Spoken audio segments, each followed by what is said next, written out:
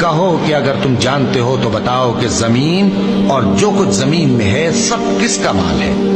جھٹ بول اٹھیں گے کہ اللہ کا۔ کہو کہ پھر تم سوچتے کیوں نہیں؟ ان سے پوچھو کہ 7 آسمانوں کا کون مالک ہے اور عرش عظیم کا کون مالک ہے؟ بے ساختہ کہہ دیں گے کہ یہ چیزیں اللہ ہی کی ہیں۔ کہو کہ پھر تم ڈرتے کیوں نہیں؟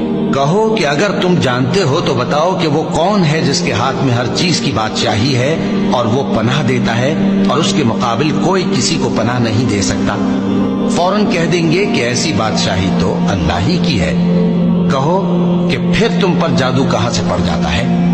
بات یہ ہے کہ ہم نے ان کے پاس حق پہنچا دیا ہے اور یہ جو بت پرستی کیے جاتے ہیں بے شک جھوٹے ہیں۔ اللہ نے نہ تو کسی کو اپنا بیٹا بنایا ہے اور نہ اس کے ساتھ کوئی اور معبود ہے۔